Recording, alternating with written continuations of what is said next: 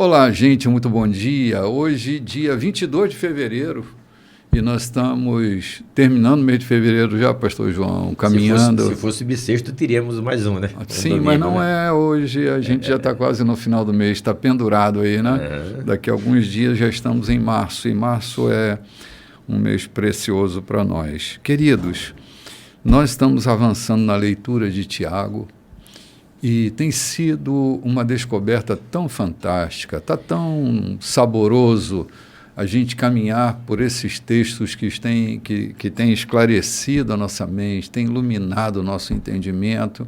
Estamos convidando você para estar conosco na programação de hoje. Estamos abrindo o primeiro bloco. Eu estou aqui com o meu querido amigo, pastor João Silveira.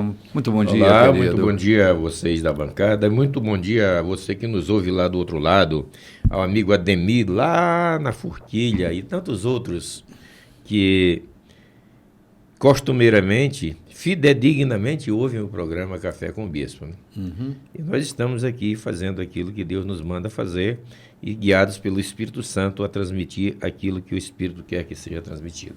Há tanta gente que tem se encontrado com a gente pela rua e tem mencionado a participação, né? Outro dia eu recebi um abraço de uma pessoa que eu nunca tinha visto na vida, mas ela me reconheceu pela voz e veio compartilhar o seu abraço. Que legal, eu fico muito feliz que o programa Café com Bispo tem sido um programa que qualquer pessoa de qualquer ordem denominacional pode sentar e conversar com a gente, porque a gente está tão pacífico, né? Tocando em textos às vezes tão duros, mas com a sutileza da passividade. Vem também essa manhã com minha querida amiga Loide Nogueira, a nossa radionovelista. Bom dia. Bispo não perde, né? Não, é o que me disseram, né? O que você representa para um montão de gente, né? Aquela moça que tem a voz de radionovelista. Então, é um carinho, né? É o carinho. Não, recebe... a tua voz é agradável, não é uma ironia, não é um comentário agradável, né? Eu recebo com muito carinho, né? O carinho das pessoas que passam também por mim. Sim. E fazem comentários a respeito do programa, como esse programa tem alimentado as suas vidas, transformado também as suas casas. Eu lembro da Adriana Nogueira, né, uma amiga minha, que ela diz: Loide, todos os domingos eu coloco a minha mesa, chamo a minha família, e esse é o meu principal café. Olha, a palavra legal, de Deus. Né, Loide? Que legal. Então, Adriana, cresça, que essa palavra de Deus seja o teu alimento, como ela diz, é o meu principal café. Que bom, isso, que bom. Outro dia eu tive notícia de uma senhora que ela diz que literalmente ela toma café com a gente, né? Ela faz o beiju dela, bota o cafezinho e fica ali tomando café com a gente. Isso é tão gratificante. Eu estava dizendo outro dia lá na rádio que eu me surpreendo, né? Eu ganhei outro dia um saco de piaba.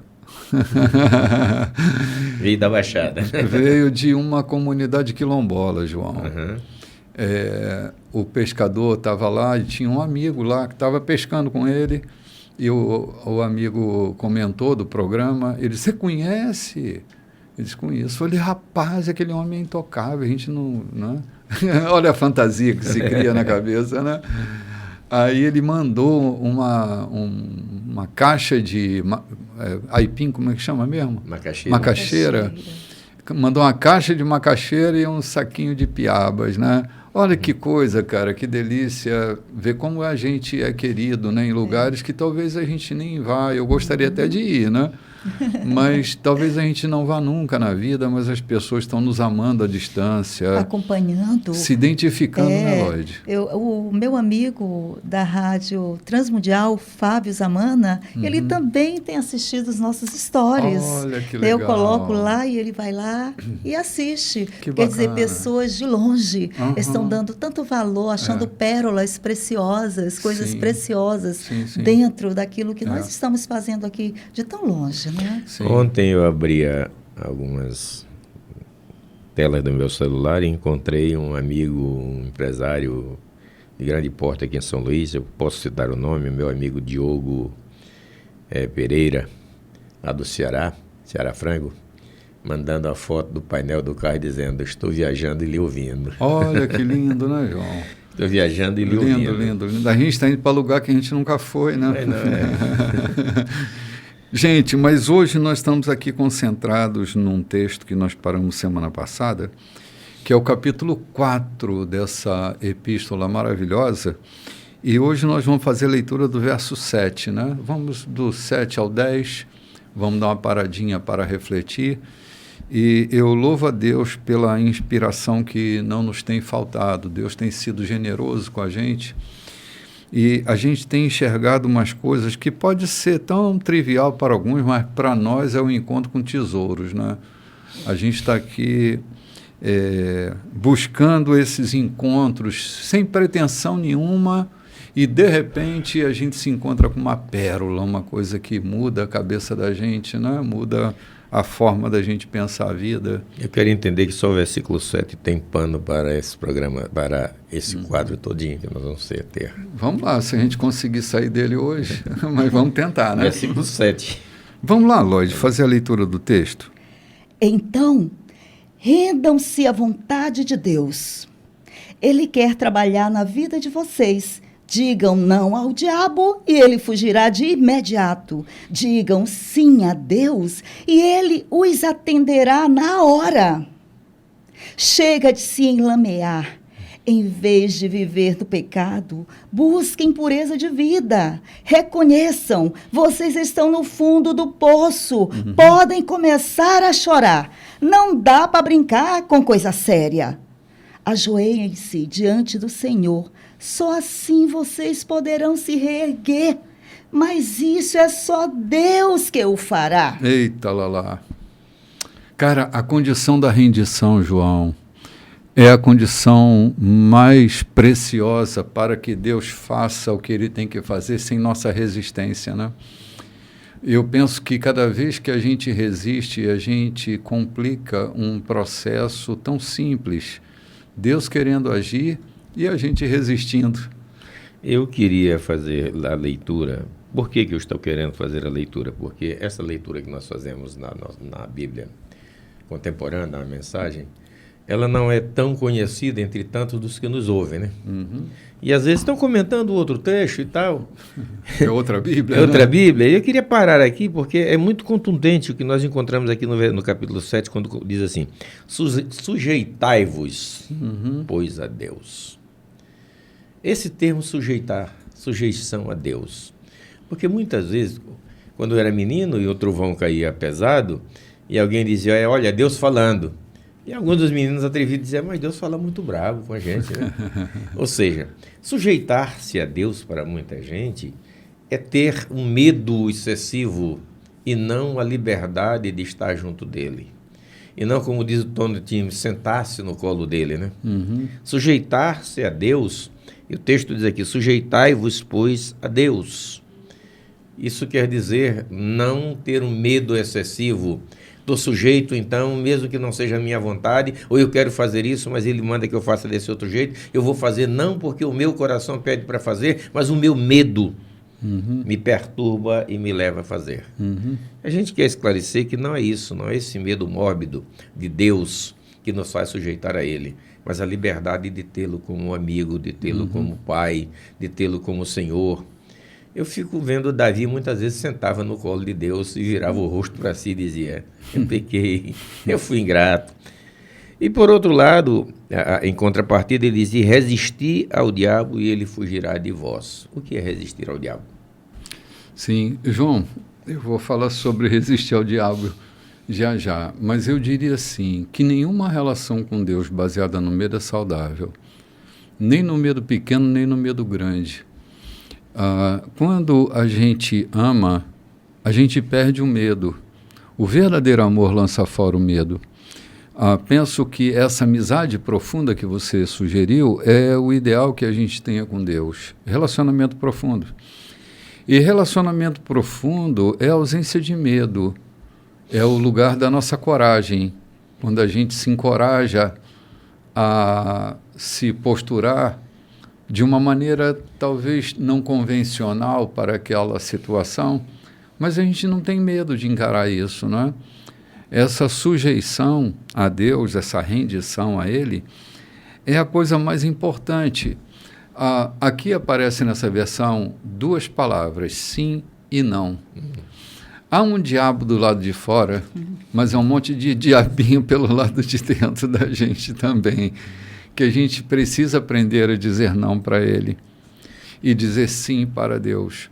Quando nessa minha convivência, nesse conflito existencial entre um apetite inadequado, não é? E uma dieta saudável, às vezes a gente corre para um hambúrguer porque é mais rápido, e isso é um perigo para nós. A gente precisa dizer não para essa dieta de excessos que podem entupir nossas artérias, pode acabar com a nossa vida. E quando eu leio sujeitai-vos a Deus e resistir ao diabo, isso significa que a gente precisa aprender a dizer não para toda diabrura, para todo processo de satanagem. A gente precisa aprender a dizer não. E como eu disse, nem sempre esses processos estão lá do lado de fora, que são os estímulos. O conflito está aqui dentro. Tiago, quem vai falar disso, né? Falou disso para nós ainda há pouquinho, né? De onde procede as guerras, os conflitos, né?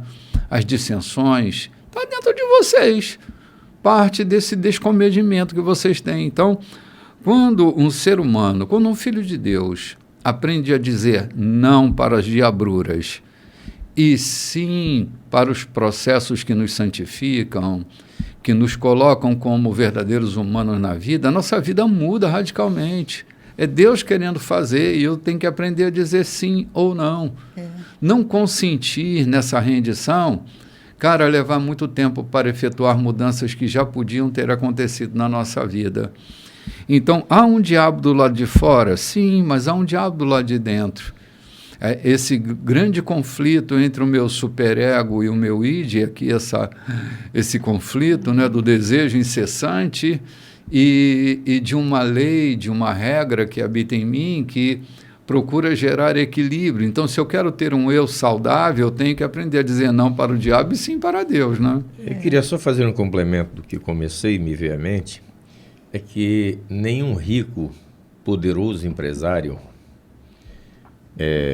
nega acesso ao seu filho. A qualquer funcionário é negado hora marcada, a qualquer outro parceiro é hora marcada, é encontro marcado. Mas nenhum homem de bem, mesmo em alto poder, nem o presidente da República ou qualquer outro mandante nega acesso ao seu filho, ao seu gabinete e ao seu abraço. Então, o que Tiago está dizendo aqui, essa sujeição não é viver de cabeça baixa, mas sim. Todos nós temos livre acesso a Deus com maior liberdade, sem o medo de nos aproximarmos dele. E resistir ao diabo, entendo que não é com aquelas palavras de ordem, em nome de Jesus te repreendo, porque virou jargão para muita gente, para muita denominação, para muita gente por aí repreendendo o diabo em nome de Jesus, quando a autoridade mais nenhuma um amuleto, tem. Né, irmão? Os filhos de Cefas também tentaram resistir, né? Levaram uma coça. Saíram nus e feridos, porque tentaram resistir ao diabo não da forma convencional, não da forma explícita na Bíblia. Tentaram resistir por força, por violência própria, por determinação própria. Essa resistência, como você acaba de dizer, ao diabo, ela não parte de palavra de ordem, expressões ou jactância, atos jactanciosos que me façam enfrentá-lo. É posicionamento. Né? Mas a resistência é exatamente aquilo. Olha, faça isso. Não. Há um espírito dentro de mim dizendo que isso não é conveniente fazer. Isso é resistir. Para onde eu estou levando Jesus, né, João? Muitas vezes resistimos à fome e deixamos para almoçar quando chegamos em casa, mesmo que à beira da estrada o odor, aquele cheiro gostoso do churrasco venha às nossas narinas, mas a gente resiste à fome para chegar em casa. Essa é uma resistência pacífica, é uma resistência sem enfrentamentos dolorosos, e capaz de nos levar até onde queremos chegar. Então, resistir ao diabo não quer dizer enfrentá-lo cara a cara, como se estivesse enfrentando o oponente armado. A resistência é essa. Eu resisto às tuas embatidas, eu resisto às tuas investidas, eu resisto, ou seja, eu vou resistindo enquanto eu vou caminhando. Né? Sim. Quando ele diz aqui, Lógia, assim, chega de se enlamear. Eu fico pensando que muitos desejam uma vida limpinha, né? Bem aciadinha, mas não conseguem sair da lama, porque não sabem decidir. Não sabem dizer sim, nem sabem dizer não. Porque, antes de tudo, aqui o pastor João, eu vejo assim, é um processo que Tiago coloca aqui com 2 passos iniciais, né? Que primeiro é render à vontade de Deus, né? Eu me rendo à vontade de Deus e depois fica mais fácil para eu resistir ao diabo. Sem redição não tem como. Não tem como, né? Não são coisas separadas, né? Esse processo de vencer, né? De resistir, né? Faz parte de eu me entregar, de eu me render, né, a Deus, aos meus desejos, à vontade. Senhor, aqui eu entrego. Senhor, aqui estou eu. Era como o Davi sempre fazia, né? Quando ele estava ele via que ele estava na lama, ele diz, Senhor, me rendo, eu me entrego. Aí as coisas acalmavam, primeiramente dentro dele, depois dentro do palácio, depois dentro da nação. Né? Primeiro dentro dele, por causa dessa entrega. Sim. Então, eu vejo que não são coisas separadas, né? Como a gente diz, um passo para cá, outro para cá. Não, é uma coisa vai dependendo da outra. Aí assim, chega de se enlamear. Em vez de viver no pecado, busquem pureza de vida, reconheçam, vocês estão no fundo do poço, podem começar a chorar. Olha, reconhecer isso às vezes é complicado, mas é aqui que tudo começa. Aqui que tudo começa. Quando eu reconheço que eu estou no fundo do poço, que eu não tenho mais para onde ir, né? Que eu começo a chorar, há um movimento dentro de mim de reposicionamento na vida, né? E para mim, assim, as coisas estão muito entremeadas aqui. Mas eu diria que, assim, o voto de pureza que eu mantenho na vida vai me manter, né, nesses momentos difíceis de escolha. Isso, nesse resistir. Veja como seria... Só um instantinho, João. Perdão. Se eu me posiciono num voto de pureza, eu decido buscar essa vida pura, eu vou ter muitas ofertas no meio do caminho. É impossível que não tenha. Mas eu estou votado. Isso. Eu tenho uma aliança. Então, fazer um voto de pureza... Estou votado e devotado. Né? Baseado nesse voto que eu fiz, de me manter puro diante dos desafios, das ofertas apetitosas. Perfeito. Eu estou votado, eu tenho um voto de pureza. Eu não posso me tornar impuro. Eu tenho que fazer minhas escolhas. Né? Eu acho que essa coisa que está assim, entremeada, uma está complementando a outra. Né? Rendição, entrega, reconhecimento, né? O voto por uma vida pura.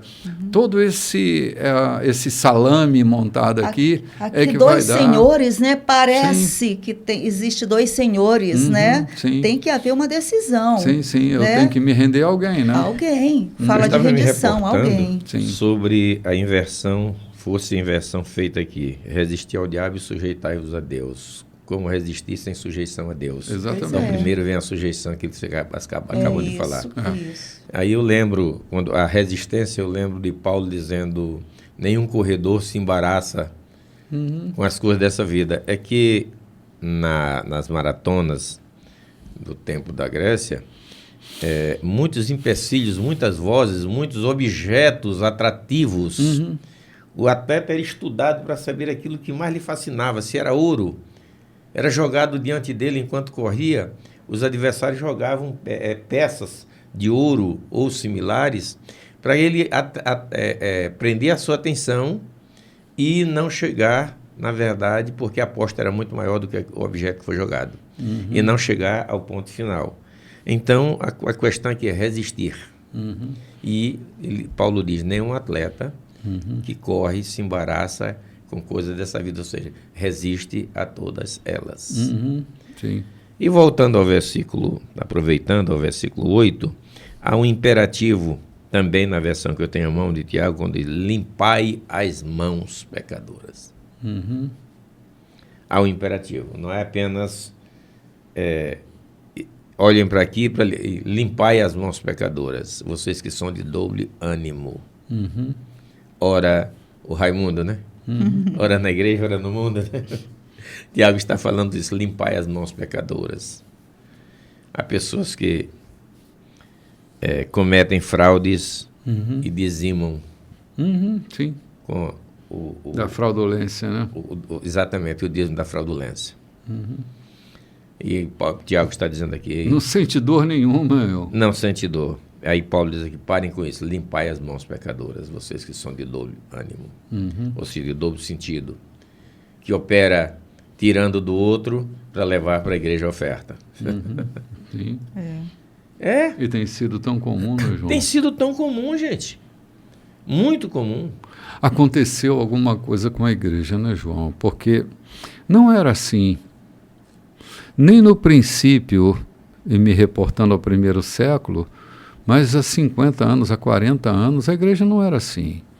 A igreja, ela tinha uma expressão numérica tão menor, mas ela era tão mais influente, era uma voz que era ouvida.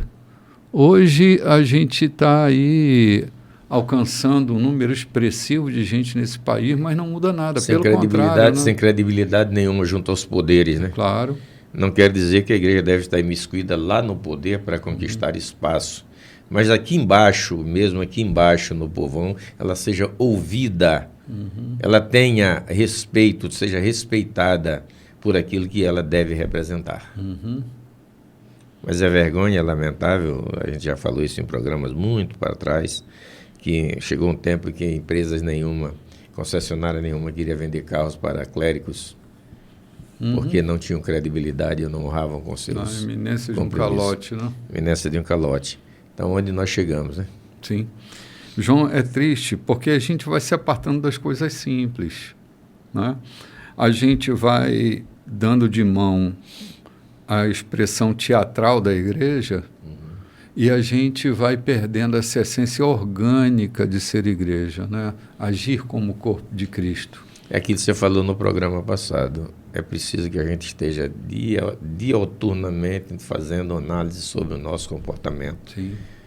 Porque descuidadamente a vaidade e o orgulho nos leva a esse descaminho. João, se a gente não olha para dentro, a gente não sabe para onde vai. Há uma grande conexão entre as questões do nosso interior, onde nós estamos querendo chegar. Assim, a igreja precisa fazer uma reflexão muito séria. Onde é que nós estamos querendo chegar como igreja nesse mundo?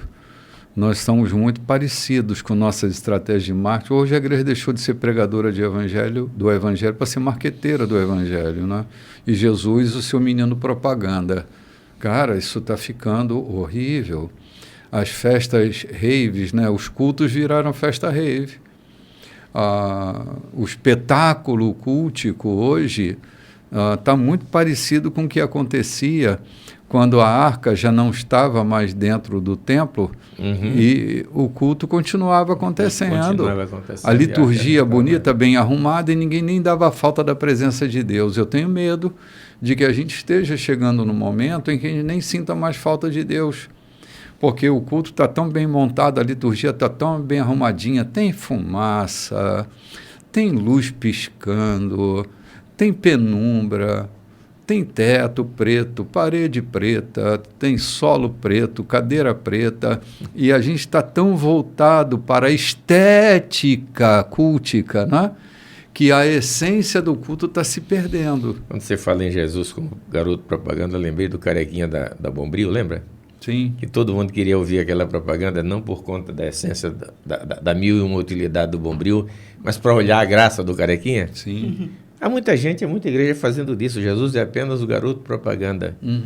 Se vai ali para ver o garoto propaganda, não pelo que ele é capaz de fazer, mas por aquele momento que ele propicia. Sim, sim.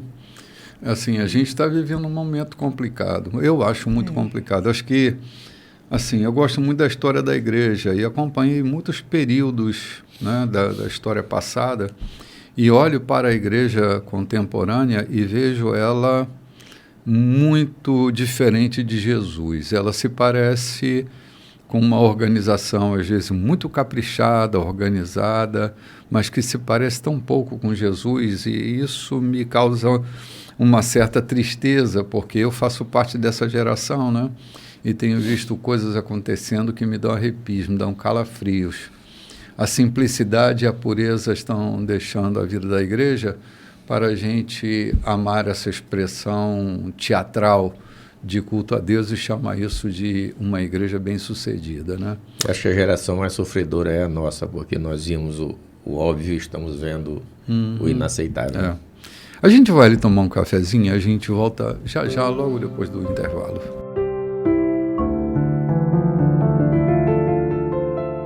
Olá, queridos, de volta com a nossa programação de hoje. O negócio está pegando fogo aqui, né? João, eu lembro de um tempo na minha vida que eu lia a Escritura para preparar uma mensagem, não para me edificar.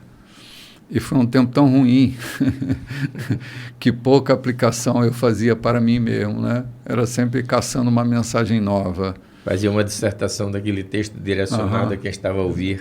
E não a mim mesmo, né?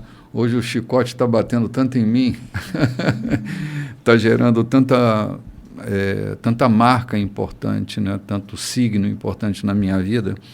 E vocês estavam comentando, né? dessa coisa de sujeitai-vos, né? Se aproximem. Eu achei tão interessante, quase que dava uma mensagem aqui, né? Como é que foi? Como é que é? Você conhece, Eloide? O Tiago, ele aqui, a gente percebe que ele traça alguns passos, algumas ações que ele destaca aqui nesse texto. Rendam-se à vontade de Deus, busquem pureza de vida, reconheçam, e assim ajoelhem-se diante do Senhor.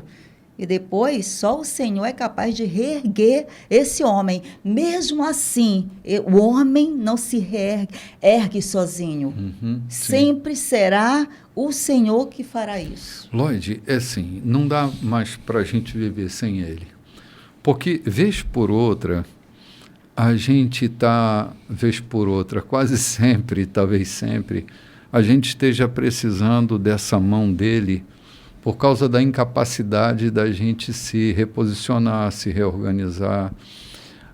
A gente está no meio de uma congregação e às vezes a gente não tem a mínima ideia do que se passa na vida de quem está ali perto de nós. As coisas às vezes passam tão sigilosamente diante de nós que a gente não percebe. Às vezes tem alguém sentado dentro da gente, ou pregando mesmo, né? Que você não tem a mínima ideia do que está acontecendo dentro daquela pessoa, né? Às vezes está na beira do precipício e se não for ao Senhor, João, eu não me canso de testemunhar que se não for ao Senhor na minha vida, eu já tinha enlouquecido há muito tempo. Foi o que Davi disse, se não for o Senhor que estivesse ao meu lado há muito tempo, eu já tinha sucumbido, né? Sim, tô ligado no Davi, a minha expressão remete a dele. Exatamente isso, cara. Essa semana eu estava vendo uma reportagem de um dos homens que fundou um dos maiores institutos de prevenção ao suicídio, que suicidou-se. Terminou suicidando-se. Um pastor, um clérigo. É de muito valor. Uma das maiores expressões no Instituto contra o Suicídio, prevenção da saúde da mente, não resistiu e suicidou-se. João, a pressão é muito grande. Eu estava comentando com um amigo esses dias que ele estava falando de assim, porque aqui eu me dispo tanto na hora que eu estou pregando, e eu disse para ele, porque eu bani de mim a ideia da perfeição. Eu quero ser como Jesus, mas eu preciso entrar no movimento que ele faz na minha vida. Essa ideia da perfeição, todo perfeccionista sofre demais da conta e se frustra demais da conta porque espera de si o que quase nunca pode entregar. Isso aqui, quando a gente está no terreno religioso, é um desafio muito grande, porque a gente cria uma imagem de ideal e a gente não vai dar conta.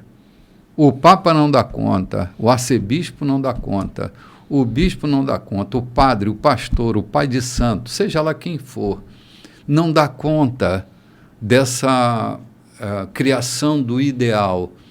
E aí a frustração toma conta de tal maneira que a gente não vê outra chance. A gente se vê tão aquém daquilo que a gente propõe, que a gente se vê tão frustrado e acaba que a existência vai ficando sem sentido nenhum. Se você não aprender a conviver com sua nudez, não é? aquela nudez do capítulo 2 de Gênesis, né? Essa transparência e ser verdadeiro contigo mesmo. Né? Eu vivo sempre desarticulando essa perfeição, porque ela não é para os homens, ela é para Deus. Nós estamos ali contando com a compaixão, com a misericórdia dele, João.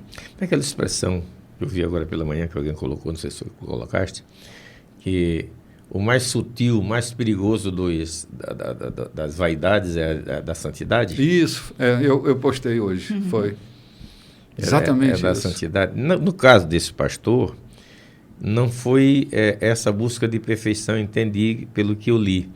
Era que, na verdade, ele era propenso e cuidou muito das almas externas. Não cuidou de si. Não né? houve quem cuidasse de si. Uhum. Ou dele, perdão. Não houve quem cuidasse dele. Uhum. Ele estava tão absorto, envolvido na busca de recursos para os outros, e esqueceu-se de si próprio e não houve quem cuidasse dele. Sim. João e Lloyd, eu quero trazer aqui na pauta da nossa reflexão uma história de grande frustração de Moisés, narrada por Paulo lá na Carta aos Coríntios. Moisés, ele tinha um simbólico muito forte, que era a glória do Senhor. Sobre ele usava um véu. Mas chegou um momento em que a glória estava desvanecendo, estava indo embora. E Moisés continuou usando um véu. Para esconder a glória? Não, para esconder que a glória estava indo embora. Essa hipocrisia, essa atitude de esconder nossa humanidade, o próprio texto de Paulo diz que era simples, era só ele se voltar para o espelho da palavra, né? Ali a gente é transformado de glória em glória. Quando Moisés se voltou para Deus, a glória voltou. O movimento é tão simples. Por que a gente tem que esconder dos outros a humanidade da gente? Isso endoida. Acumuladamente, isso vai endoidando a gente, vai tirando a gente do eixo. A gente vai sendo o que não é. Vai elegendo um avatar, a figura de representação, que vai se distanciando da gente. É tão simples, cara. Assim, está vivendo um momento difícil, se volta para o Senhor e Ele te transforma. Onde está o Espírito do Senhor, aí a liberdade. Deus nos liberta nessa condição humana, caída, às vezes, que a gente sustenta, né? Jeremias 28, 29, que fala que foi nas mãos do oleiro que o vaso se quebrou. Né? Essa coisa de acharmos que estamos tão bem nas mãos do oleiro, né? Aí chega essa vaidade, essa arrogância, e aí que nós já estamos trincados, né? A ponto de quebrar, e muitas vezes já estamos esfarelados, sem reconhecer. Quando o Tiago diz, reconheçam, vocês já estão lá na lama, comecem a chorar, porque é só chorando que a gente pode, que o oleiro pode de novo pegar e dizer, deixa eu refazer. Mas agora deixa eu dar um jeito de uma forma nova, fazer uma nova estrutura, já que essa estava trincada, comprometida, mas é nas mãos do oleiro, a gente se quebra também. Lloyd, só lembrando, não foi o oleiro que quebrou o vaso. O vaso se quebrou. Se quebrou. Né? Vamos pensar nisso. O vaso se quebrou nas mãos do oleiro, não foi o oleiro que quebrou o vaso. Errado, muitas vezes hinos que canta-se por aí, pregação se faz, né? Sim, mas assim, só pensando na tua maneira de compreender, o que a gente tem que fazer não é colocar cera nesse vaso quebrado, é se deixar ser remodelado pela mão do oleiro, porque é muito comum, né? Eu tiro assim, pelas minhas próprias fraquezas. Eu me lembro de períodos, que já até narrei aqui, de períodos na minha vida que eu me achei essencial para Deus, que sem mim Deus não podia fazer muita coisa, estava dependendo de mim. Eu estava curando tantos enfermos, estava expulsando tantos demônios, era uma coisa tão... E eu me senti vaidoso. Assim, Deus não pode fazer mais nada sem mim. Ele tem que me chamar para fazer. Que idiota. Que idiota que eu fui. Era um vaso se quebrando, embora nas mãos do oleiro. Né? O barro estava mal formado, né? Ganhou fogo demais e rachou. E aqui, o que Tiago fala é sobre isso, sobre, né, rendam-se aonde? Na mão do oleiro, busquem essa pureza, busquem tirar o processo do oleiro, não é isso? É tirando as impurezas que estão ali na hora do fazer o barro. Dando a textura né? certa. Dando a textura certa, a forma, configuração certa, colocando as mãos por dentro e por fora, por dentro e por fora. Exato, essa operação, eu não sou muito próximo das olarias, mas estou certo é que essa mão por dentro e essa mão por fora, não é só cuidar da aparência, mas cuidar das estruturas. Porque às vezes está tudo muito bonitinho por fora, mas por dentro corre-se o risco de uma parte fragilizada dessa internalidade acabar fazendo com que aquela peça se perca no meio do caminho. Então o olheiro vai com a mão por dentro e uma por fora. Mas essa mão por dentro, ela é estrutural, ela é muito importante. Se a gente não tiver com a estética interna bem arrumada e bem definida, João, a estética externa pode ser um perigo para nós. Eu quero crer que a questão do vaso, eu tenho alguns amigos que são donos de grandes cerâmicas. Eu fui um dia desses pegar o material em uma delas e vi aquela montanha de argila preta, que é própria da Baixada, armazenada, mas ao lado também uma montanha de areia. Ou seja, não dá para fazer com argila pura, porque na hora de queimar, racha, trinca tudo. Então é preciso dosar e misturar com areia para que haja uma consistência no material e haja qualidade. É possível que a liga, aquele material, e o Cláudio Gama, em uma das suas mensagens, ele coloca muito bem, aquele material em que foi feito o vaso, não houvesse liga suficiente para dar consistência a ele. Quantas vezes, quantos pregadores, quantos meninos neófitos têm se quebrado por aí, porque recebem a graça divina de serem salvos e chamados e despontam sair pregando por aí sem a busca do Espírito Santo na vida, sem estar cheio do Espírito Santo na vida, para que a sua mensagem tenha consistência. E muitos deles têm se rachado no caminho, porque a matéria que estão levando é só o seu conhecimento, o seu espírito ao dar de pregar. E eu fico lembrando de Eliseu.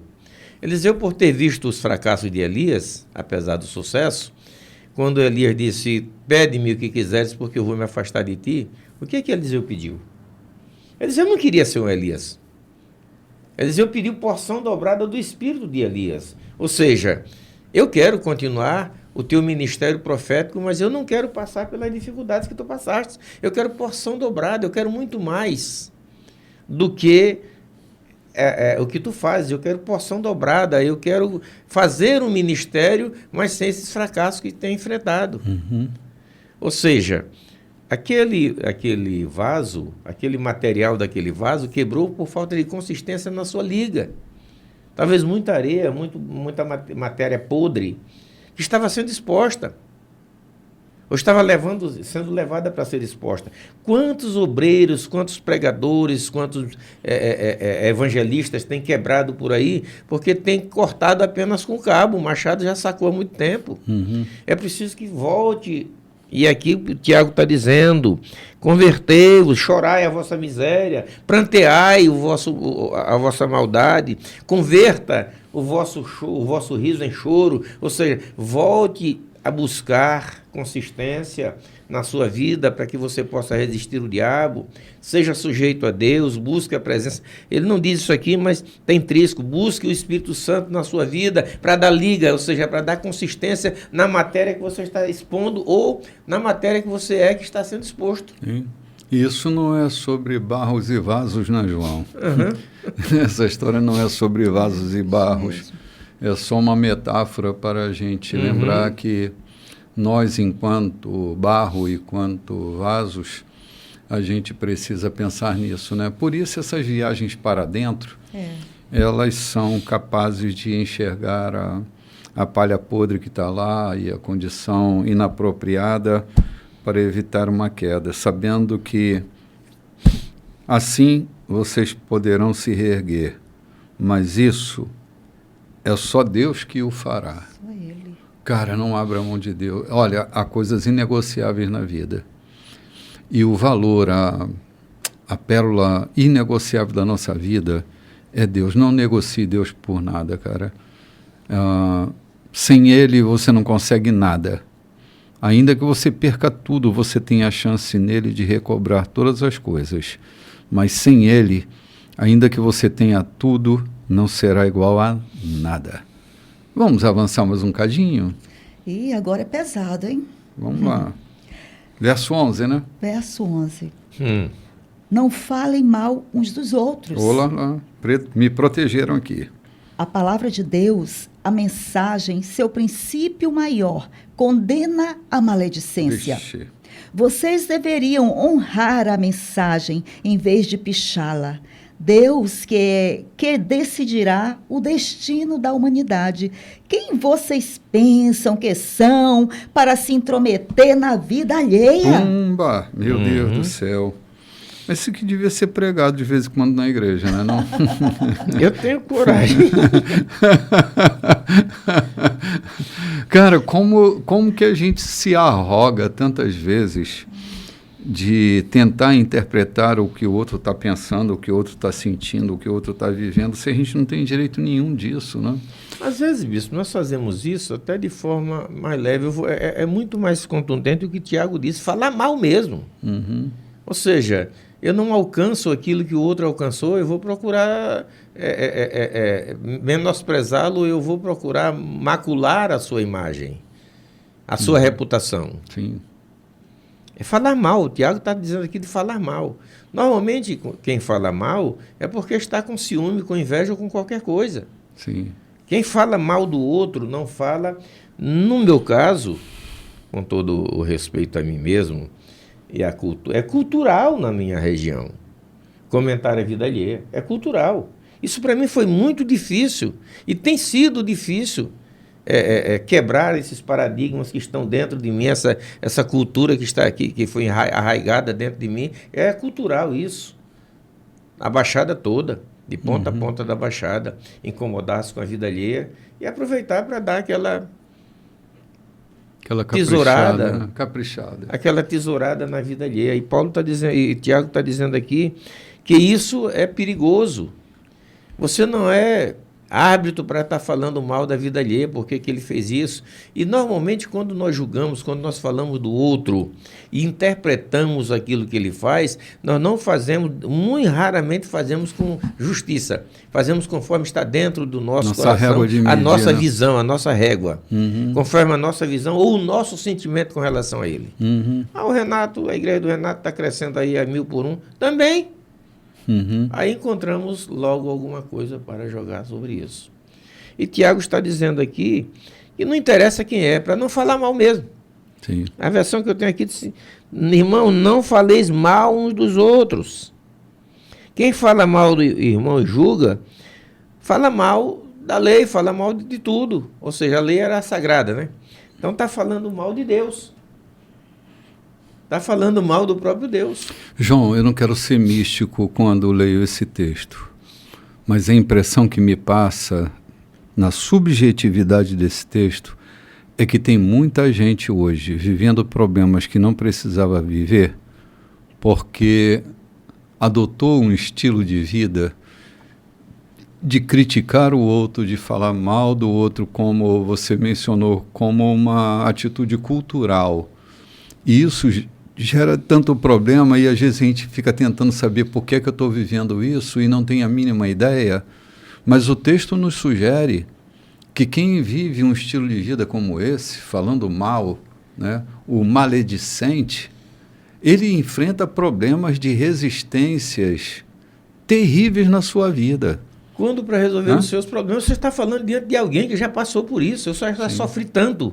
Exatamente por conta dessa cultura. Às vezes não havia nem mal intenção em pejorar aquele de quem eu estava falando, mas havia uma cultura nisso. E quantos problemas eu já enfrentei exatamente por conta disso. Sim. Eu creio que há muita coisa na minha vida que podia ter sido diferente. Mas culturalmente a gente se vicia e não se vigia. Essa é a questão. Não ter uma vigilância, aquela observância, aquela régua diária que você tem que se medir. O que está acontecendo? Vou me medir com a palavra, vou me espelhar diante da palavra, a bacia dos espelhos, né? Quando eu for oferecer o meu sacrifício, eu vou ver, eu vou me lavar as minhas mãos e olhar diante do espelho se, na verdade, eu estou digno de fazer aquilo. Sim, João, eu tenho pensado, quantas pessoas deveriam estar perto de mim hoje, estão longe, por causa de maledicências?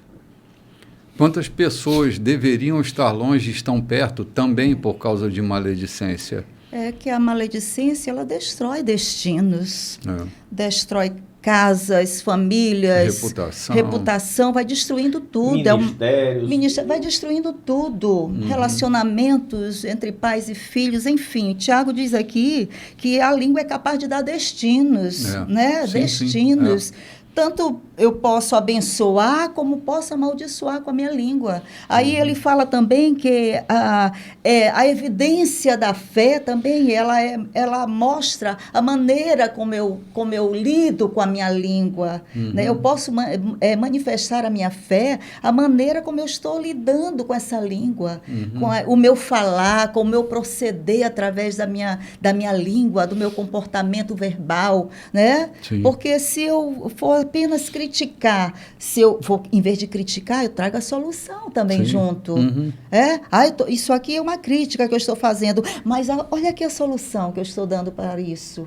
Né? Eu acho que isso é bem mais forte né? Do que simplesmente criticar, malhar, fofocar, induzir pessoas a fazer o mesmo, porque existe isso também. Sim, claro. Porque assim eu posso inocentemente chegar a colocar uma palavra ou um pensamento que está aqui, isso vai fazer com que eu esteja induzindo duas pessoas ou meia dúzia de pessoas a também seguir no mesmo rumo do meu pensamento. Olha aqui, por isso que ele diz, decide destinos. Ele fala aqui, e ele diz, é só Deus que tem esse poder de decidir destinos. Lloyd, estudando a mente humana por tantos anos, eu descobri algumas coisas que são importantes que eu levo para a condução da minha vida. Quando alguém está produzindo algum mal-estar em mim, eu preciso parar sinceramente e honestamente para pensar o que é que em mim há que me incomoda tanto aquilo que está no outro. O problema não é do outro, é porque isso está incomodando tanto em mim. O problema está em mim. Perfeito. Se eu não olhar para mim, eu vou ficar olhando para o mal-estar que o outro está me causando. Ele está me dizendo, esse mal-estar está me dizendo, tem alguma coisa em você que está desajustada. Por isso está te incomodando tanto. O maledicente, ele está falando dele.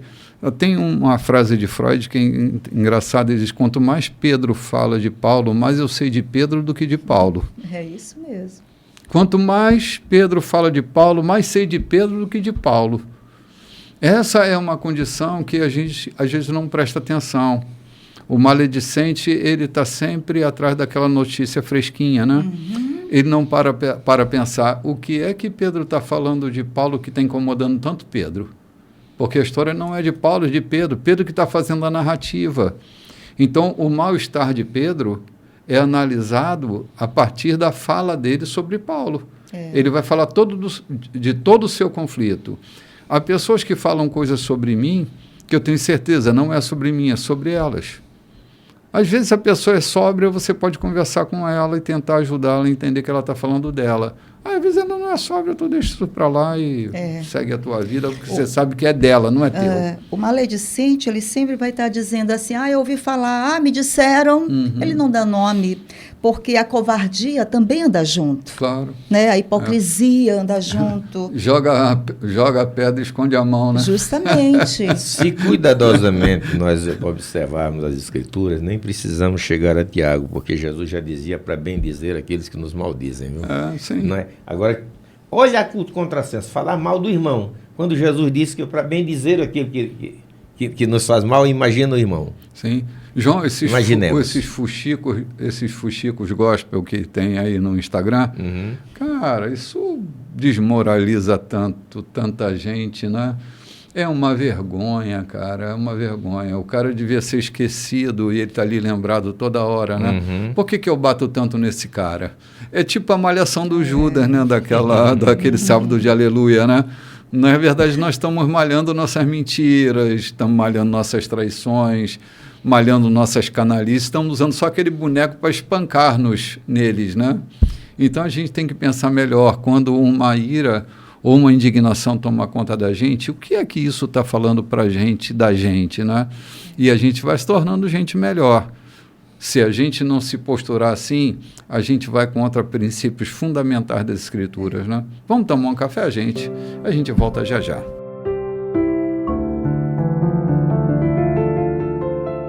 Olá, gente, de volta para o terceiro bloco da nossa programação. E que bom que a gente está aqui no terceiro bloco comentando assim, sobre coisas do nosso dia a dia, né, da nossa tarefa diária. E hoje a gente tem uma visita aqui no estúdio, né, que a gente acabou não apresentando, Dona Marci Pandoja, que está sendo filmada aí agora. Bem-vinda, Marci, obrigado pelo privilégio de tê-la aqui na nossa roda de conversa. Está sendo tão precioso para nós e você está aqui, está trazendo ânimo, né, Lógia? É, minha amiga, né, querida? Já conversamos lá fora, nos bastidores, né? Sim. Falamos muita coisa maravilhosa, né, Marci? Seja bem-vinda, querida. A sua presença aqui nos alegra muito. Muito bem. Merchan à parte. Merchan à parte, a gente volta para o texto que tem sido enriquecedor para nós, né? Eu, pelo menos, estou olhando para dentro de mim aqui, vendo esse vaso pelo lado de dentro para ver se tem alguma coisa para tirar. Eu já repeti algumas vezes que eu tive a felicidade de fazer alguns seminários intensivos, outros universitários. Todavia, nunca eu participei de um seminário tão intenso para olhar para dentro da Bíblia como esse que tem sido no café, como o bispo nesse café que a gente faz aqui, essa produção que a gente cria aqui, o que Deus nos dá a oportunidade de dissertar sobre ela. Uhum. Foi muito mais aprendizado do que todos os seminários que eu já tive a oportunidade de passar. Sim. Que bom, João, que bom. Cara, assim, eu quero voltar aqui a um texto porque eu percebi uma coisa muito interessante para mim. Espero que seja para vocês também. Ele diz que tocar no outro é igual a tocar na mensagem. Quando eu falo mal do outro, eu falo mal da mensagem. Olha a que status o outro é levantado. Ele é levantado ao status da própria mensagem. E quando eu difamo, calunio, quando eu proclamo um mal contra o outro, eu estou tocando na mensagem. Isso, para mim, mexe com minha cabeça. Não sei se mexe com a de vocês, mas a minha mexe. Eu fico com um taquipsiquismo aqui, que toda vez que eu, de alguma forma, tento proclamar o mal sobre a vida de alguém, eu estou proclamando contra a própria mensagem. Que é a palavra de Deus. Que é a palavra de Deus. Não é a mensagem que eu profiro numa tribuna, né? Não, é a mensagem, aqui na minha versão está com a letra maiúscula, tipo, a mensagem de Deus, né? É o cuidado que Tiago está tendo com essa coisa do governo da língua, né, Lois? A gente pode atrapalhar o destino das pessoas, sim, pode comprometer, pode danificar um caminho que podia ser tão mais leve, né, tão mais tranquilo, e a gente deixa de ser um facilitador para ser um dificultador da caminhada do outro. E aí a gente toca firmemente na mensagem, né? É possível que Tiago tenha tirado isso aqui quando pegaram Pedro para execrá-lo, né? Julgando Pedro por ter estado na casa de Cornélio, né? Uhum. E Tiago foi o presidente daquele concílio, né? Foi. É possível que ele tenha extraído isso de ter visto exatamente execrações. E ele redunda aqui dizendo: quem vocês pensam que são para se intrometerem na vida alheia? Uhum. Sim. Para julgar aquilo que Deus determinou para que alguém fizesse. É que Pedro traz uma notícia, né, João, que contraria toda aquela gente que estava ali pensando dentro de um quadrado, né? Uhum. E o rebanho não suporta quem pensa diferente do rebanho, né? O próprio Paulo, quantas vezes o Paulo foi chamado a Jerusalém para explicar as suas atitudes. Sim. E Tiago presidia aquele concílio. Uhum. Provavelmente ele extrai tudo isso daquelas situações que ele viu acontecer discípulos, apóstolos sendo julgados pelo mero olhar de alguém que tradicionalmente achava que devia cumprir as tradições religiosas e não aceitar a graça divina. Sim, sim. Puro legalismo. Sem nenhuma compaixão, julgamento. João, houve momentos na minha experiência de vida, deve ter sido na tua também, imagino, que ninguém sabia do que estava se passando comigo. Só eu e Deus. O que estava dentro de mim. E às vezes eu estava quase sucumbindo. Não era por causa de um conflito, uma situação conflitante. E a tentação de me julgar naquele momento e as condições que se tinham eram tão precárias e que se não fosse Deus, naquele momento eu teria desaparecido. Um conflito, uma dor, uma tentativa de manter a integridade, e Deus sabe do que se passava naquele ou naquele outro momento, não foi uma vez, várias vezes isso aconteceu, e as pessoas julgavam por causa do meu semblante, às vezes cansado, às vezes fatigado, né? Com vontade de parar, se não fosse Deus, porque a mensagem que vinha não era uma mensagem de acolhimento, de ânimo, era uma mensagem de destruição. Então, a gente tem que avaliar isso, cara, porque a pergunta que ele faz é: quem vocês pensam que são para se intrometer na vida alheia? Vocês pensam que são quem? Aí. Né? Quem vocês pensam que são? Como no Concílio de Jerusalém. Porra, quem aqueles caras pensavam que é? Pedro se sente tão intimidado que ele põe a culpa no Espírito Santo. Não fui eu, não. Eu não tenho nada a ver com isso. Foi o Espírito Santo que encheu eles lá. Eu não tenho nada a ver com isso. Eu estava lá em casa, ia almoçar. Exatamente, ia almoçar. Quando eu tive uma visão. Eu tive uma visão, não fui eu que tinha... Não, a visão veio de Deus, viu? O argumento, eu vi, né? O lençol, eu vi aquela... Eu até me espantei, né? Mas para corroborar com isso, chegaram 3 homens e me levaram. Sim, a culpa é dele. Eu queria falar de uma outra coisa aqui, o que pode acontecer quando se intromete na vida alheia. Você pode matar alguém. Pode sim, João. Com a sua intromissão. Lembra daqueles 2 profetas lá de Ramá?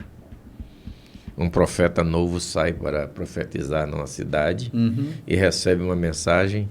Quando outro profeta decide ou sabe que aquele profeta está lá profetizando, vai ao encontro dele e ele recebe uma mensagem dizendo: profetize e vai embora. O outro chega, se intromete na vida dele e termina levando à morte. Ele sucumbiu diante da audácia, da perspicácia do profeta velho, talvez até da autoridade, né? Mas intrometer-se na vida alheia você pode levar à morte. Aquele profeta novo foi morto por um leão que nem o comeu, só o matou. O jumento dele foi encontrado junto com o leão e o cadáver, porque alguém se intrometeu na vida dele e levou-lhe à morte. E aí que Paulo está dizendo: quem é você para se intrometer? E aí a pergunta vem: e quando você precisa tirar alguém do perigo? Lá está, se não me engano, Ezequiel, quando disse: eu disser ao perverso, certamente morrerás, e tu não fores avisá-lo. Ou seja, é missão nossa não se imiscuir na vida alheia, mas como ministros do Evangelho, como pastores, como cristãos, nós temos a responsabilidade de chegar, de advertir, de conversar, não se intrometer, mas ajudar. Faz uma diferença imensa entre falar mal, que Tiago primeiro chama de falar mal, aí depois intromissão. Aí já no nosso caso, como pastores, não é falar mal, é entender ou ajudar a sair daquela situação. E vamos lá, vamos avançar. Quando fala mal, já está se intrometendo, né? Já está. Já está se intrometendo. Só falador de mal já é um intrometido. Nato. Isso aí eu também, já falei mal, já me coloquei, já fui confrontada diante do Senhor, já fui confrontada. Uma vez falando, parecia que eu não estava falando nada. Para mim, eu não estava falando nada. Falei uma coisa para meu filho, falando: meu filho, aí ele disse: mamãe, para de falar mal de mim. Aquilo entrou com uma facada dentro de mim, bispo. Foi ali que o Senhor foi um confronto. Aí eu olhei: meu filho, eu estou falando mal de você? Naquela hora eu fui para o meu quarto. Bem não tá, né? Entende? Eu não estava falando mal na minha consciência, não estava. Mas depois que ele falou, foi assim a voz do Espírito Santo. Filha, isso é falar mal. Eu fui para o meu quarto. Ali eu chorei, disse, meu Deus, isso é falar mal. Eu estava falando mal, foi preciso o meu filho, o Espírito Santo, colocar uma pessoa tão próxima de mim e dizer, a senhora não está falando mal dos de fora, não. A senhora está falando mal daqui de dentro, de uma pessoa que a senhora ama muito. E ali o Senhor me confrontou. E foi assim que eu entendi o pecado da maledicência. Sim. Cara, que identidade a gente está dando para o outro, né? Porque quando eu falo sobre o outro, eu levo notícias ao outro sobre ele, eu estou gerando uma identidade. Que diabo de identidade é essa que eu estou gerando, né? Entende? E eu não estava falando para uma terceira pessoa, estava falando para ele mesmo. Sim, estava dando a ele uma identidade. Identidade. E ele disse, mãe, pare de falar mal de mim. E aquilo entrou, me espantei, bispo. Uma palavra que me espantou, fiquei espantada e disse, eu estou falando mal de você? Ele disse, está. E o Senhor confirmou, você está falando mal dele, sim. Olha aí, que loucura, né? Loucura. Ainda bem que a gente leva susto, né? Ruim é quando a gente não leva mais susto, né? Como disse Tiago ali nos capítulos anteriores, não é de assustar?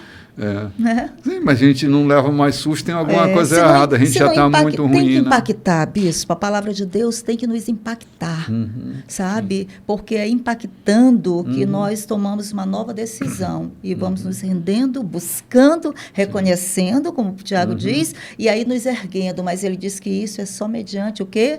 Isso é Deus que faz, sozinha eu não iria ter essa consciência. Mas felizes, através do Espírito Santo de Deus tocando em mim. É isso aí. Felizes são aqueles que têm a oportunidade, a sensibilidade de ouvir a voz de Deus quando está dizendo isso a você. Porque, lamentavelmente, aquilo que eu acabei de falar em Ezequiel, quando diz que se eu disser ao perverso e tu fores e falares a ele e ele não se converter, o problema é dele, né?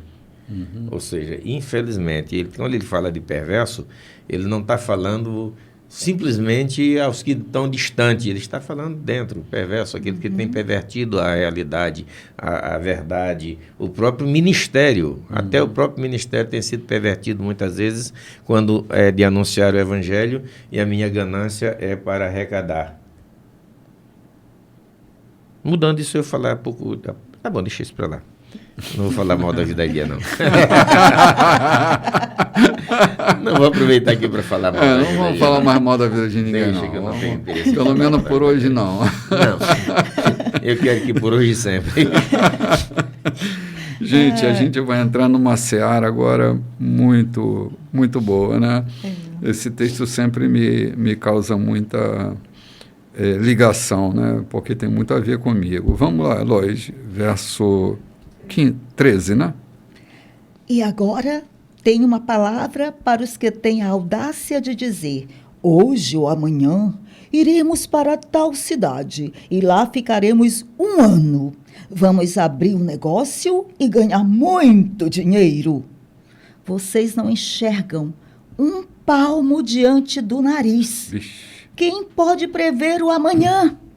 Vocês são como neblina que se vai logo que o sol começa a brilhar.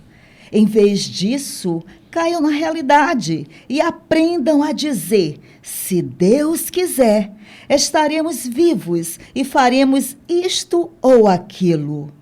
Vocês estão cheios de vocês mesmos. Toda essa arrogância é maligna. Na verdade, saber fazer o que é certo e não fazer é pecado. Eita, lá. Palavra dura essa. Gente, esse texto aqui me fez dar umas arrumadas na minha vida. Eu tenho planos para o amanhã. Graças a Deus eu ainda os tenho. Mas eu não confio que o amanhã chegará. Isso deu tanta qualidade para o hoje na minha vida, porque eu não empurro para amanhã nenhuma coisa que eu tenha necessidade de fazer hoje. E possa fazer. João, isso me fez a não postergar mais a minha vida. Eu só tenho hoje. O que passou, passou, E o amanhã eu nem sei se vai acontecer, eu só tenho hoje. Então, eu não posso, não devo postergar as coisas que hoje precisam ser realizadas. Eu posso até não cumprir tudo aquilo que eu planejei para hoje, mas eu vou chegar muito perto daquele planejamento, porque eu tenho a responsabilidade de dar sentido ao meu hoje. A vida é composta dos nossos hojes, dos nossos agora. O que eu vou fazer agora, nesse momento? Isso vai dando a gente uma sensação de dever cumprido, de vida realizada. Enquanto que eu estou sempre empurrando as coisas para amanhã, eu acabo morrendo como se eu não fosse uma pessoa existente, porque eu não concluí nada na minha vida. Então, dar uma melhoria no meu dia depende muito de eu entender. Amanhã só vai acontecer se Deus quiser. Não é na força do meu planejamento, é plano. A resposta certa para esse plano vem de Deus. Eu posso e devo fazer planos, mas nesses planos eu preciso entender que o hoje vai conectar ao amanhã. Então eu tenho que concluir coisas hoje. É por isso que de manhã eu acordo e a primeira coisa que eu penso é, cara, estou longe da minha mãe, vou dar um alô para ela. Eu não espero para amanhã, não sei se eu estou vivo ou se ela está viva amanhã, e eu não quero ir com essa sensação de que, cara, eu devia ter feito e não fiz. Se eu devo fazer, eu preciso priorizar para fazer e não empurrar para amanhã, porque ele pode não acontecer. Então é perigoso a gente não depender de Deus e de uma expectativa em Deus. Porque, cara, a gente é como uma neblina, como diz Tiago, né? A vida é como uma neblina. Ela vem logo, se dissipa.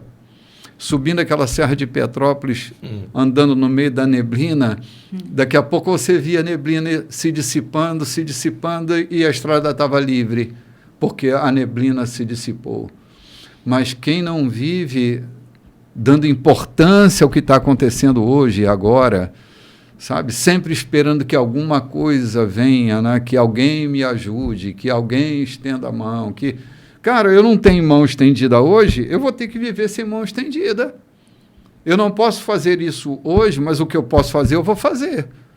Se acontecer de amanhã a coisa clarear, então vamos andar nessa claridade do amanhã, mas eu só tenho hoje para viver. Lembre-se disso, cara.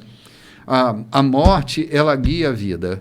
Se eu tenho essa sensação de finitude, eu dou sentido à minha vida. Mas quando eu perco essa sensação da morte, né, a gente às vezes é muito mal-humorado com a morte, né? Tem gente que morre de medo dela, tem gente que se apavora dela. Cara, eu tenho uma relação tão boa com a morte. Ela virá a qualquer momento, mas ela não pode me encontrar não vivendo. Quando a morte chegar, ela vai ter que me encontrar vivendo. Tiago trata esse assunto aqui porque ele ouviu, creio que ele ouviu de Jesus falando daquele homem que disse: derrubarei os meus celeiros, construirei outros e tal e tal. Aqui também fala um pouco da jactância, da arrogância de não confiar em Deus e tomar posse de tudo como se fosse o dono, esquecendo-se de tudo que está à frente. Mas, em contrapartida, também a gente adquiriu, por ler isso aqui talvez, um jargão tão comum, assim, se Deus quiser eu faço. Está sabendo que Deus está querendo que você faça. A semelhança de se Deus quiser, Jonas podia ter dito, se Deus quiser eu vou a Nínive. Ora, pois, se Deus já te mandou tu fazer, tu vai perguntar se Deus quiser. A gente criou esse jargão para a gente. Está indo à igreja, se Deus quiser. Como é que Deus não quer que tu vá para a igreja? A gente gera um jargão que não tem muita, digamos assim, consistência dentro da gente. É apenas um linguajar comum, corriqueiro, que a gente criou para, como, Deus te abençoe. Deus te abençoe. Jargões que a gente cria no meio evangeliquez, que não tem nada a ver com a sinceridade do que Tiago está dizendo aqui. Tiago está também falando, e foi muito bem dissertado o que o bispo falou agora. Eu nunca tinha parado para tentar com profundidade sobre isso. Muitas vezes a gente lê o texto e tem apenas uma visão dele. E ele é amplo para todas as situações. Não postergar o que você precisa fazer hoje. Tiago está falando também, não arrogar-se de dono daquilo que você vai fazer amanhã. Mas eu creio que tem muito mais para a diligência de fazer hoje do que a arrogância de ter que fazer amanhã, né? Sim. Outro dia eu estava conversando com uma pessoa, João, e assim, a gente estava jogando papo furado, né? Estava trocando papo furado. Aí eu perguntei a essa pessoa, você acha que se eu soubesse que eu fosse morrer amanhã, o que você acha que eu estaria fazendo agora, nesse momento? Aí ele deu um monte de ideias, né? Eu disse, cara, não, eu estaria jogando esse papo furado contigo aqui, porque eu estou encontrando sentido nos furos dos papos aqui. Todo papo tem furo, né? E eu estou tão concentrado, está sendo tão bom essa troca de ideia despretensiosa, que eu estaria fazendo. Se tudo isso aí que você citou fosse tão importante para mim, você não estava aqui comigo, sentado, conversando, eu estaria fazendo exatamente isso. Então, às vezes, gente, a gente tem uma aflição tão grande. Você sabe que, como pastor, a gente tem umas manias meio doidas, né? Durante anos na minha vida, eu me culpava quando estava de férias. Eu não podia suportar essa ideia, porque, para mim, na minha cabeça, pastor não tira férias. Então, eu tinha que estar ligado, eu me culpava, né? Me culpava porque eu me sentia cansado, me culpava porque eu ia dormir tarde e acordava mais tarde. Quando eu acordava, eu estava mal-humorado porque tinha que ter acordado cedo. Ou seja, a vida estava virando um inferno para mim. E eu não estava desfrutando de nada daquilo que é natural da vida se desfrutar. O dia. De ir à praia, molhar o pé na areia com aquela aguinha salgada, né? De olhar para o nada, de olhar para o pôr do sol, e a gente acha que isso não é nada, que tem coisa mais urgente. Não tem, gente. Assim, a gente precisa se dar a oportunidade de viver e viver de fato, né? Não existir nessa existência tão ocupada para tentar dar justificativas o tempo todo para quem quer que seja. A gente devia desfrutar um pouco mais da vida que Deus tem nos consentido, né? Da simplicidade. Na dependência de Deus, né? Na dependência de Deus. Dependência de Deus. E ele diz aqui que esse ser humano que faz essas coisas sem depender de Deus, né? Sem colocar os seus dias, os seus planos diante de Deus, como diz, o homem fazer planos faz bem ao homem, né? Fazer planos, mas a resposta desses planos vem de Deus, né? E muitas vezes eu digo, Senhor, aqui estão os meus planos, aqui estão os meus objetivos, agora me mostra os teus, Senhor, e alinha os meus aos teus, Senhor, né? Eu acho que é isso que eu faço todos os dias com meu Deus, Senhor, aqui estão os meus planos, mas me mostra o teu, eu quero estar com os teus planos dentro de mim, que fala que é o que? A palavra imprimida no coração, né, bispo? Imprimir na tábua do teu coração. Os planos de Deus, eles precisam estar imprimidos, né? Aqui, impressos na tábua do nosso coração. Aí ele fala que esse homem autossuficiente, ele tem um comportamento, um sentimento de arrogância. E o homem de arrogância, ele não ouve ninguém. Ele é melhor do que ninguém. Está no controle o tempo todo. Controle, né? Entende? A opinião dele é melhor, o que ele faz é melhor, tudo dele é melhor, sabe? Sim. Ele se acha o tal. É esse homem aqui. Ele não precisa colocar os planos dele para ninguém. Basta ele ser o senhor do seu próprio tempo, dos seus próprios dias. É isso que Tiago está falando. Esse homem arrogante que ele diz, olha, vocês não estão enxergando um palmo à frente do nariz? Imagina os planos do futuro, aquilo que virá. Se vocês não enxergam o quê? Diante de vocês nada. Sim. Imagina. Ele diz, Deus é o dono do tempo. Sim. De tudo, né? É maravilhoso. Eu estava outro dia preocupado comigo mesmo, né?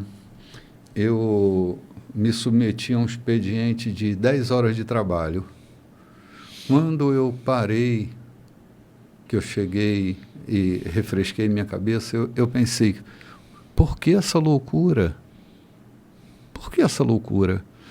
Sabe, eu vou confessar um segredo para vocês.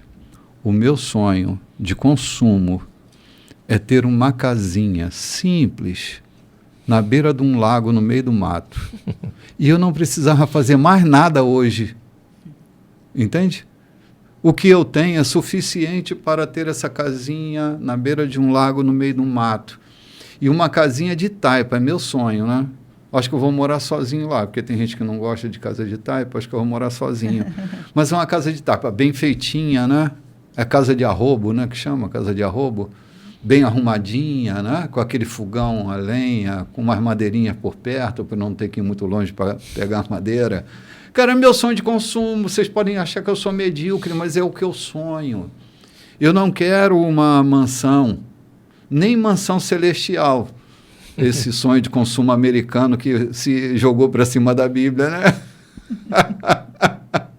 A mansão celestial. Eu passei aqui todinha vivendo como um caboclo de pé no chão, vou querer ter uma mansão no céu. Não, eu quero estar lá. Oh, meu Deus do céu. Já que está construindo, né? Eu não quero mansão no céu também, não. Eu não aprendi a viver em mansão aqui na Terra, eu vou querer viver em mansão no céu para quê? Isso é locubração, gente. Não está escrito isso na Bíblia, isso é né, locubração, não está escrito na Bíblia, é locubração. Aham. A palavra de Apocalipse não é mansão celestial, é uma casa, né? Era oikonos, né? Era uma casa simples, né? A gente está aqui, rua de ouro. Já encontrei fala de morada, Jesus fala de morada, não fala de mansão. Ruas como de ouro, né? Morada. Ruas como de ouro. Sim. Então, assim, eu estou atrás de rua de ouro, rapaz. Eu já achei meu tesouro e está tudo certo. Oh, meu Deus, acabou o nosso tempo. A gente vai para o quarto e último bloco. Logo após o nosso intervalo, a gente volta já já.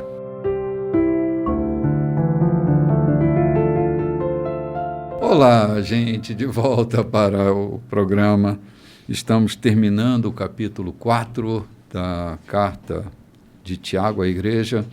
E tem nos afetado tanto, né? Tem produzido tanto remeleixo dentro da mente da gente, mas que bom que a gente consegue sorrir e chorar lendo a Escritura, que a gente tem se mantido sensível aos textos, que eles têm falado conosco, né? É muito ruim quando a gente assume uma identidade de ler para os outros, de tentar colocar os outros dentro de um quadro, e a gente se exime como se a Escritura fosse para os outros e não para nós. E nós estamos aqui trazendo para nós e refletindo nossa vulnerabilidade, nossa fragilidade e dizendo que é assim mesmo, é farinha do mesmo saco. Nós somos humanos, meramente humanos, e que Deus nos proteja de nós. Sim, lendo o texto de Jesus essa semana, quando, na oração do Pai Nosso, nessa versão, ele fala que Deus nos proteja de nós, né? Deus nos proteja de nós, porque nós somos um perigo para a vida. Se a gente estiver maltratado, se o Evangelho não fizer os reparos que precisam ser feitos em nós, nós nos tornamos um perigo para a nossa própria vida. Aliás, o nosso maior inimigo somos nós mesmos, né? No versículo 13 aqui, ele já fala desse perigo, a arrogância de sermos jactanciosos, a audácia de querermos avançar além daquilo que nos é permitido, né? Verdade, verdade. Você só tem hoje, cara. Vai viver hoje como se o amanhã não existisse e você vai viver melhor. Pare de temer a morte, porque enquanto você teme a morte, você não possui nada. Mas quando você faz as pazes com ela, você vai viver cada dia com tanta intensidade, vai viver tão melhor. Bom, vamos lá, João, vamos tocar nesses versículos últimos aí, né? O último versículo, na versão que eu tenho à mão, é parte na versão, a mensagem, ele vem no todo, é o 15 e 16, o 16 e 17, mas a parte que eu tenho à mão diz, pois aquele que sabe fazer o bem e não faz, comete pecado. Saber fazer o bem e não fazer não é apenas um desleixo. Saber que deve fazer certo e não fazer não é apenas um desleixo, não é apenas uma coisa que passa, não é uma vírgula que escapou do texto. É pecado, é crime. Fazer o bem, saber que deve fazer e não fazer é crime, é pecado. A censura de Jesus lá no Bom Samaritano, ele está falando daqueles que sabiam, estavam com a lei na mão. O clérigo e o cantor sabiam que deviam fazer e não fizeram. E ele diz aqui que é pecado. Isso aqui é muito pesado, é muito sério. Aquele, pois, que sabe fazer o bem e não faz, comete pecado. E ele não está falando de pecado contra si próprio. Ele está falando contra a natureza, a preservação, ele está falando do bem ao outro, de socorrer aquele que está caído, de fazer o bem. É no movimento da vida, né, João? É tudo que acontece no movimento da vida. Eu posso fazer o bem e não faço, né? Seja lá no que for. A preservação da natureza foi um ponto que você saltou que é de extrema importância, né? Cara, há tanta coisa que a gente pode evitar que compromete o ecossistema, que a gente podia evitar e não evita. Não é se tornar um alienado para isso, é apenas coisas simples. Sim. Eu estava andando com meus netos uma vez no carro e eu tirei um papelzinho de uma bala e joguei pela janela. Eu levei uma bronca. Vovô, vai entupir o bueiro, as ruas vão ficar cheias d'água, isso pode produzir um acidente. Eu disse, meu Deus, olha a preocupação dessa criança. Está sendo instruída na escola, né, em casa. Eu disse, meu Deus, olha um pequeno detalhe, mas eles têm razão, uma consciência profunda de responsabilidade. Eu sei que isso pode fazer mal, mas por que eu fiz, cara? Dei tanto pouca importância, né? E um papelzinho de bala meu, teu e de mais 1 milhão de pessoas vai fazer uma cidade ser inundada. Então, são coisas pequenas. Cara, eu vi uma imagem de um... Ai, meu Deus, como é que chama essa... Do manguezal. Eu fiquei assustado, João. O lixo que está lá. O lixo agarrado. Cara, ali é o pulmão que a gente tem, né? O mangue é um pulmão, é uma parte ativa do ecossistema, importante de ser preservado. E, em nome da evolução, a gente está construindo condomínios em cima de manguezais, a gente está entupindo de lixo os manguezais, criando um comprometimento até nos seres que moram ali, o caranguejinho, né? Eu cada vez vejo menos guará vermelho voando aí. Eles estão ficando branquinhos porque os caranguejos estão morrendo e o guará fica branco, não fica mais vermelho. Olha que loucura! É o ecossistema que a gente não respeita. A gente não respeita o ecossistema, que é um fator desse que a gente não dá importância, mas quantas outras coisas na vida a gente dá pouca importância, né, João? Que são tão importantes. Não obstante isso, está religiosamente fazendo observações a coisas que não prejudicam em nada.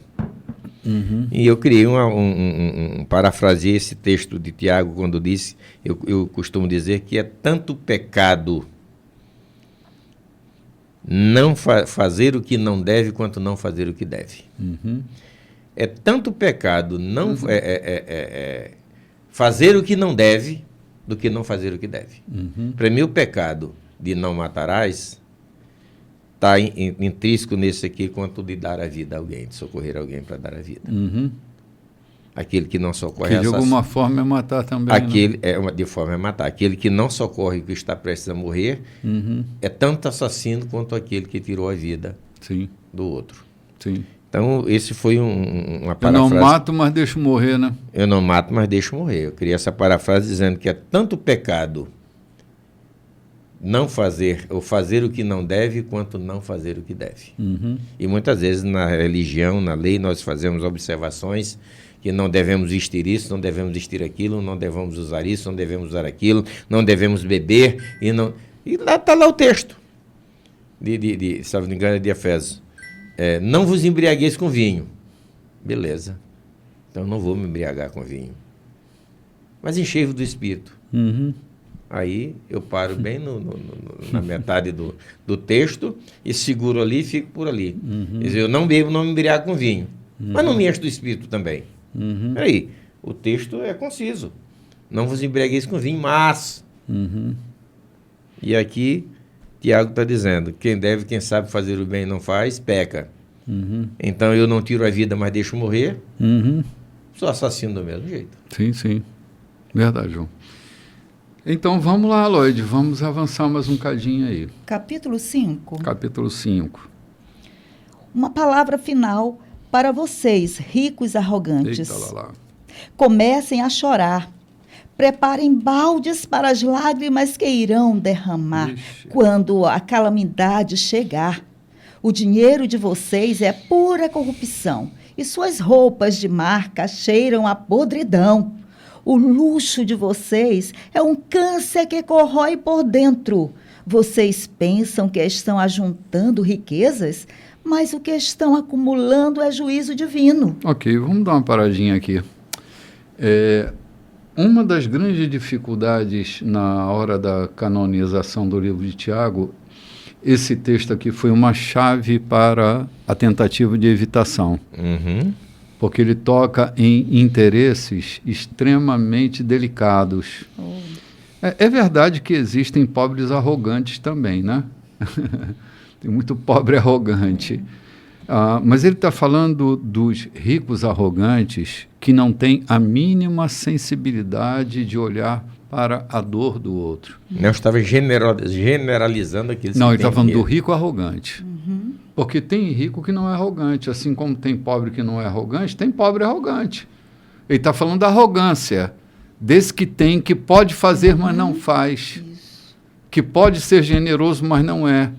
Que vê a necessidade do outro, pode mudar a realidade, mas não muda. Porque é arrogante, está acima de qualquer suspeita. E aqui não tem jeito. Gente, toda riqueza ela é cíclica. Não tem riqueza para sempre. No ciclo do capital, você pode escrever. Todo varejo, ele tem um ciclo de existência. Ele vai, pum, e o império começa a cair, porque o dinheiro vai mudando de mão, a atividade vai se diluindo, tem uma curva. É assim, é economia. Né? Já faz parte da ciência exata. Então, pense numa coisa. A gente precisa ser sensível para amortecer essa hora da queda. Então, a gente precisa praticar a generosidade. E a arrogância não faz bem para ninguém. A arrogância faz parte do sentimento da onipotência, que não é bom para homem nenhum. Nenhum homem é capaz de lidar com o sentimento de onipotência, porque ele esmaga, ele não é compassivo como Deus é. É onipotente, mas é capaz de exercer justiça cheia de equidade. Quanto aos homens onipotentes, arrogantes, eles não sabem manter a equidade das coisas, João. Abaixo do texto, Tiago está falando também do resultado dessas riquezas. Exploração dos colaboradores. Né? É exatamente isso que ele está dizendo. Vocês que acumulam riquezas, explorando o trabalho e a mão de obra. Aqui se fala de exploração, não estou falando do contracapitalismo. Porque para os não capitalistas, todo empregado é um escravo do patrão. Eu entendo que não é assim. Isso aí eu que entendo que não é assim. Esse Tiago está falando dos que foram explorados.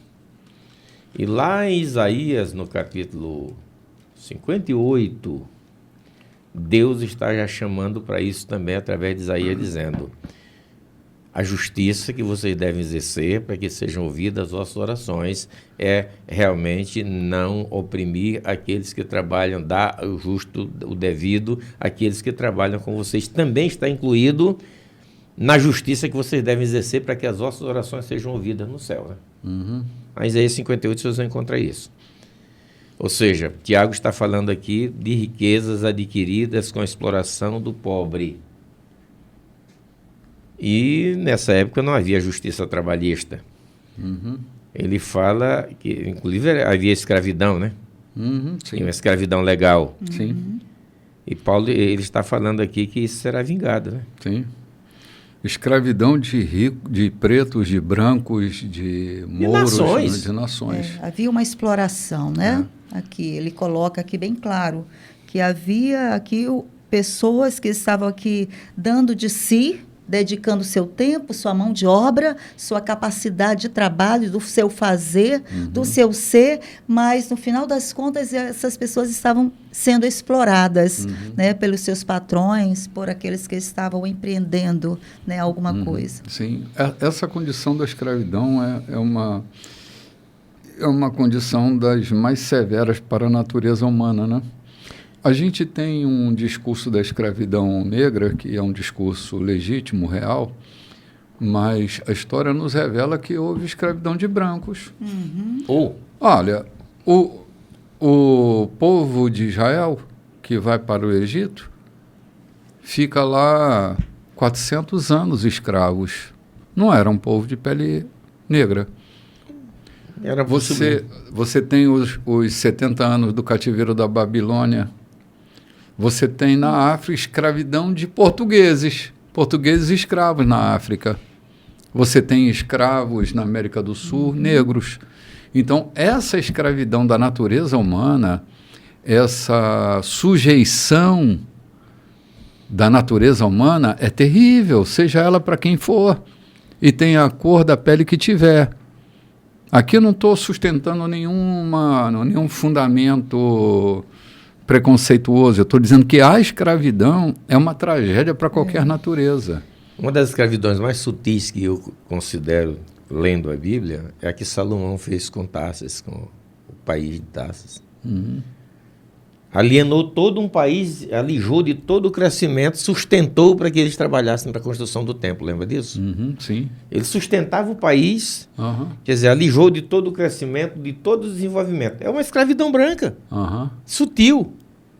Eu te pago, eu te dou comida, te dou sustentação, mas tu vai trabalhar para mim, vai serrar pedra, vai buscar madeira lá no Brasil, que alguém sustenta que os navios de Tarsis vinham pegar madeira aqui no Brasil para a construção do templo, que só onde tinha madeira mais preciosa para a construção do templo era no Brasil. E iam aos confins da terra buscar madeira.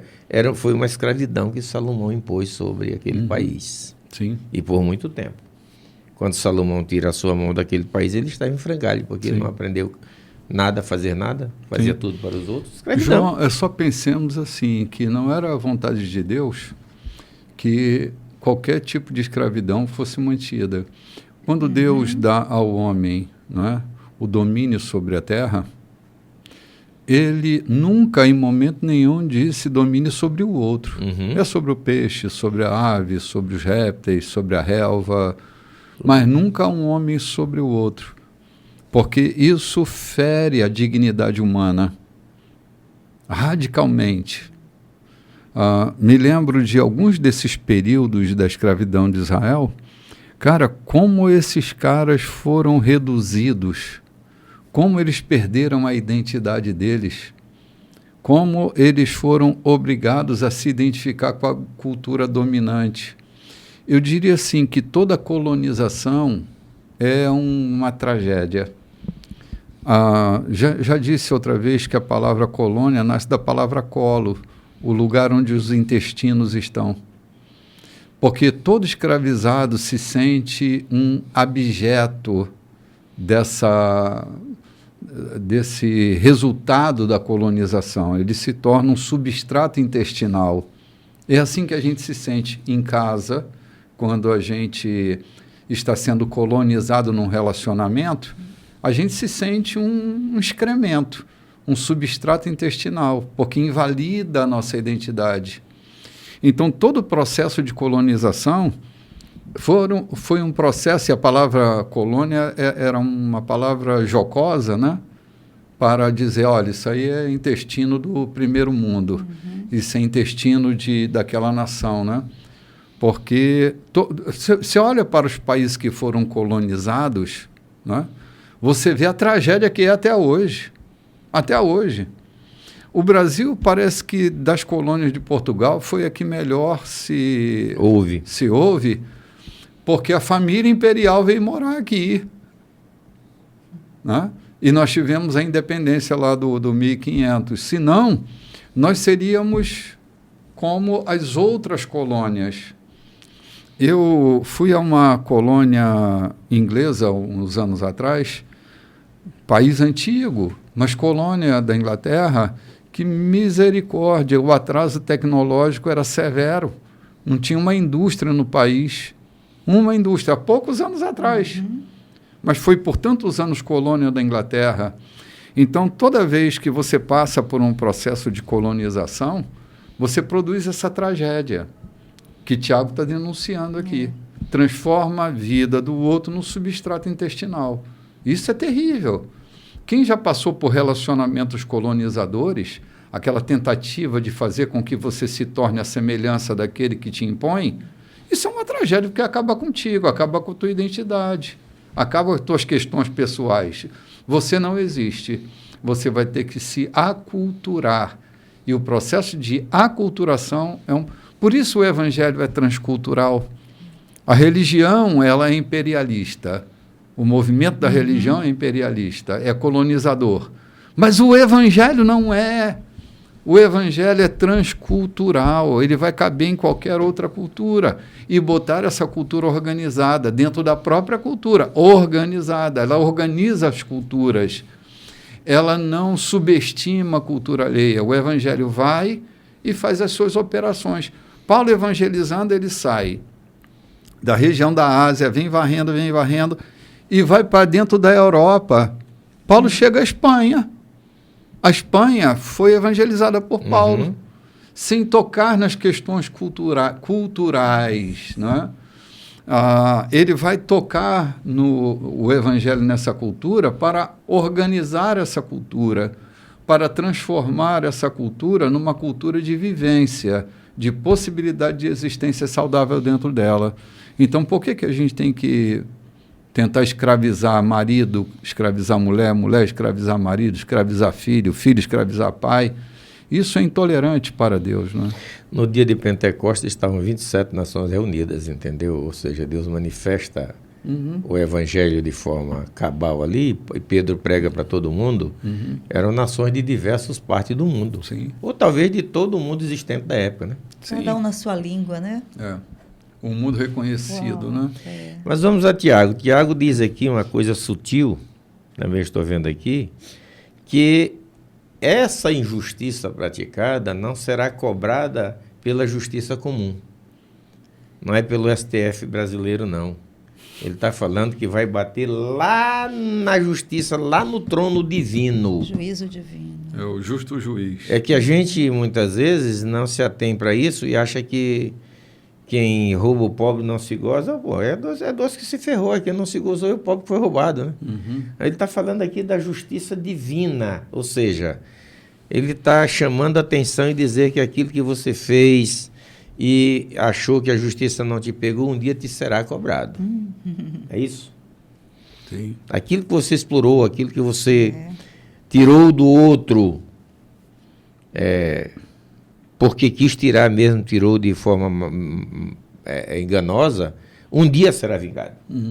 Sim. Quer ver o texto aí de 4 a 8? Pastor João, até o metro de um terreno que não é seu também vai ser um dia te será contabilizado? cobrado, te será Olha, cobrado. Um dia viu, te gente? será cobrado.